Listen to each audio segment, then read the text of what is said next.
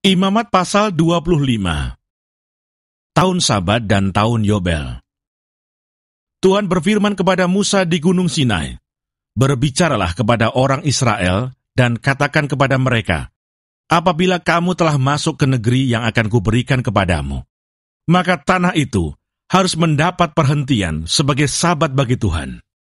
6 tahun lamanya engkau harus menaburi ladangmu, dan 6 tahun lamanya engkau harus merantingi kebun anggurmu dan mengumpulkan hasil tanah itu. Tetapi pada tahun yang ke-7, haruslah ada bagi tanah itu suatu sabat, masa perhentian penuh, suatu sabat bagi Tuhan. Ladangmu janganlah kau taburi, dan kebun anggurmu janganlah kau rantingi. Dan apa yang tumbuh sendiri dari penuaianmu itu, janganlah kau tuai, dan buah anggur dari pokok anggurmu yang tidak dirantingi, janganlah kau petik. Tahun itu harus menjadi tahun perhentian penuh bagi tanah itu. Hasil tanah selama sabat itu haruslah menjadi makanan bagimu, yakni bagimu sendiri, bagi budakmu laki-laki, bagi budakmu perempuan, bagi orang upahan, dan bagi orang asing di antaramu yang semuanya tinggal padamu. Juga bagi ternakmu dan bagi binatang liar yang ada di tanahmu, segala hasil tanahmu itu menjadi makanannya. Selanjutnya engkau harus menghitung 7 tahun sabat, yakni 7 kali 7 tahun, sehingga masa 7 tahun sabat itu sama dengan 49 tahun. Lalu engkau harus memperdengarkan bunyi sangkakala di mana-mana dalam bulan yang ke-7 pada tanggal 10 bulan itu. Pada hari raya pendamaian, kamu harus memperdengarkan bunyi sangkakala itu di mana-mana di seluruh negerimu. Kamu harus menguduskan tahun yang ke-50 dan memaklumkan kebebasan di negeri itu bagi segenap penduduknya. Itu harus menjadi tahun Yobel bagimu. Dan kamu harus masing-masing pulang ke tanah miliknya dan kepada kaumnya. Tahun yang ke-50 itu harus menjadi tahun Yobel bagimu.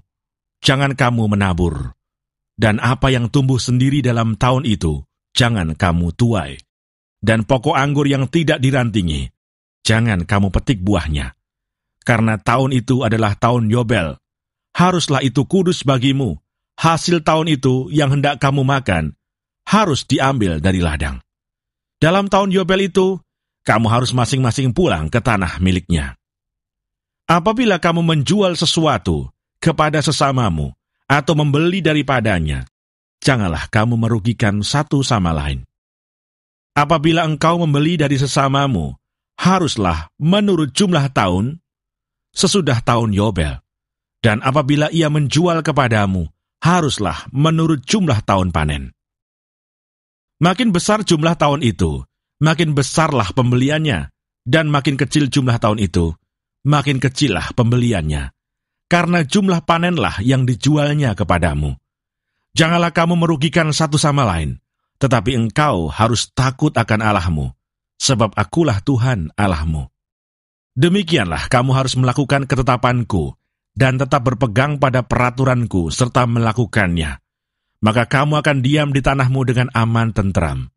Tanah itu akan memberi hasilnya, dan kamu akan makan sampai kenyang dan diam di sana dengan aman tentram. Apabila kamu bertanya, apakah yang akan kami makan dalam tahun yang ke-7 itu? Bukankah kami tidak boleh menabur dan tidak boleh mengumpulkan hasil tanah kami? Maka aku akan memerintahkan berkatku kepadamu dalam tahun yang ke-6, supaya diberinya hasil untuk 3 tahun.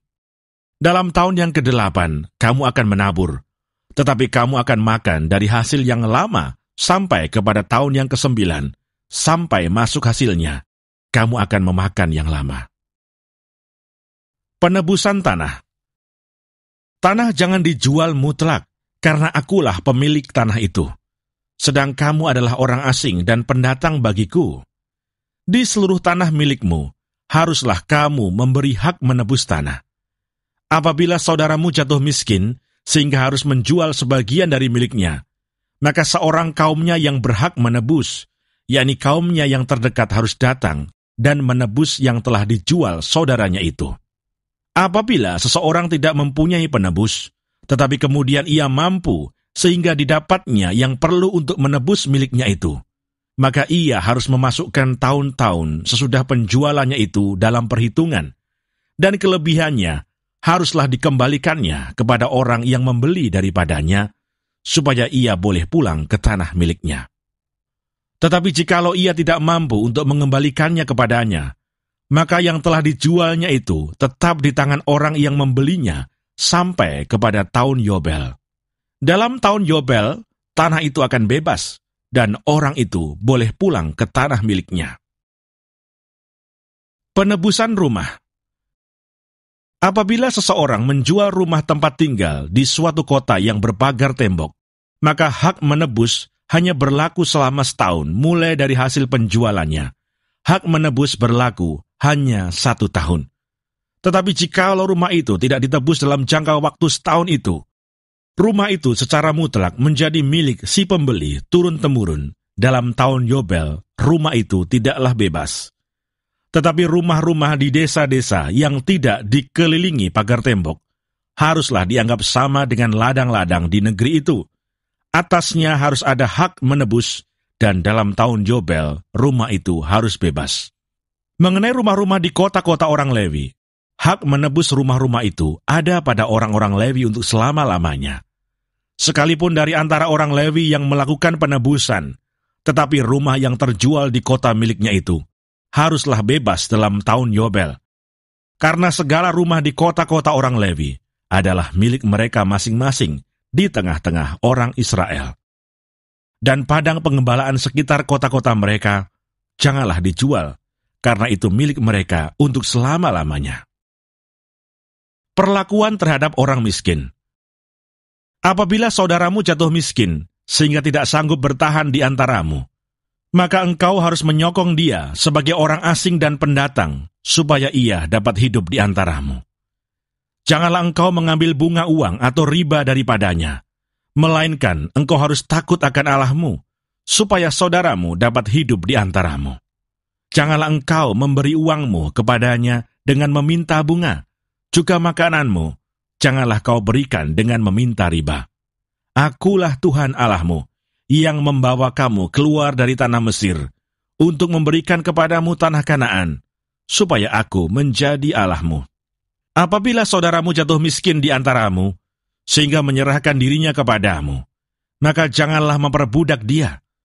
Sebagai orang upahan dan sebagai pendatang, ia harus tinggal di antaramu. Sampai kepada tahun Yobel, ia harus bekerja padamu. Kemudian ia harus diizinkan keluar daripadamu. Ia bersama-sama anak-anaknya, lalu pulang kembali kepada kaumnya, dan ia boleh pulang ke tanah milik nenek moyangnya. Karena mereka itu hamba-hambaku yang kubawa keluar dari tanah Mesir, janganlah mereka itu dijual secara orang menjual budak. Janganlah engkau memerintah dia dengan kejam, melainkan engkau harus takut akan Allahmu. Tetapi budakmu laki-laki atau perempuan yang boleh kau miliki adalah dari antara bangsa-bangsa yang di sekelilingmu. Hanya dari antara merekalah kamu boleh membeli budak laki-laki dan perempuan. Juga dari antara anak-anak pendatang yang tinggal di antaramu, boleh kamu membelinya, dan dari antara kaum mereka yang tinggal di antaramu, yang dilahirkan di negerimu, orang-orang itu boleh menjadi milikmu. Kamu harus membagikan mereka sebagai milik pusaka kepada anak-anakmu yang kemudian, supaya diwarisi sebagai milik. Kamu harus memperbudakkan mereka untuk selama-lamanya. Tetapi atas saudara-saudaramu, orang-orang Israel, janganlah memerintah dengan kejam yang satu sama yang lain. Apabila seorang asing atau seorang pendatang di antaramu telah menjadi mampu, sedangkan saudaramu yang tinggal padanya jatuh miskin, sehingga menyerahkan dirinya kepada orang asing atau pendatang yang di antaramu itu, atau kepada seorang yang berasal dari kaum orang asing, maka sesudah ia menyerahkan dirinya, ia berhak ditebus. Yakni seorang dari antara saudara-saudaranya boleh menebus dia, atau saudara ayahnya, atau anak laki-laki saudara ayahnya, atau seorang kerabatnya yang terdekat dari kaumnya, atau kalau ia telah mampu, ia sendiri berhak menebus dirinya. Bersama-sama dengan si pembelinya, ia harus membuat perhitungan, mulai dari tahun ia menyerahkan dirinya kepada orang itu, sampai kepada tahun Yobel. Dan harga penjualan dirinya haruslah ditentukan menurut jumlah tahun-tahun itu. masa ia tinggal pada orang itu haruslah dihitung seperti masa kerja orang upahan. Jikalau jumlah tahun itu masih besar, maka dari harga pembeliannya haruslah dikembalikan sebagai penebus dirinya menurut jumlah tahun itu. Jika waktu yang masih tinggal sampai kepada tahun Yobel sedikit lagi saja, maka ia harus membuat perhitungan dengan orang itu. Menurut jumlah tahun itulah, ia harus membayar uang tebusan dirinya. Demikianlah ia harus tinggal padanya, sebagai orang upahan dari tahun ke tahun. Janganlah ia diperintah dengan kejam oleh orang itu di depan matamu.